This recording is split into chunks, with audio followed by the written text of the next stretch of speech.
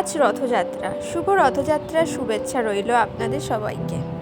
সকাল সকাল স্নান করে উঠে ঠাকুরদেরকে আমি সুন্দর করে ফুল দিয়ে সাজিয়ে নিচ্ছিলাম। একটা সময় আমি এই কাজগুলো সবটা মাকেই করতে দেখতাম, আর আজকে আমি সেটা দেখেই শিখে আস্তে আস্তে করার চেষ্টা করেছি।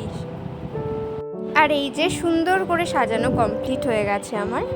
একটা সময় এই রথযাত্রা আসলে সব থেকে বেশি এক্সাইটেড আমিও হতাম রথ টানবো বলে। এখন যেহেতু একটু বড় হয়ে গেছে তাই জন্য আর টেনে ওঠা হয় না।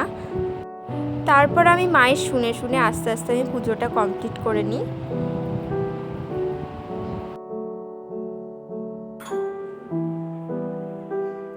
আর মা সকালবেলা উঠে জগন্নাথ দেবের পছন্দের কয়েকটা রান্না করে দিয়েছিল। জগন্নাথ দেব যেহেতু একেবারেই কাঁচা লঙ্কা, ফুলকপি, আলু বাঁধাকপি এগুলো একদমই খেতে পছন্দ করতেন না, তার সব রান্নাতেই গোলমরিচ আর ঘি দিয়ে রান্না করা হতো। সেই জন্যই জগন্নাথ দেবের পছন্দের একচড়া খিচুড়ি, বেসার, খেজুরের পায়েস, আপেলের চাটনি, পাঁপড় ভাজার মিষ্টি দিয়ে আজকে আমরা জগন্নাথ দেবকে ভোগ নিবেদন করি।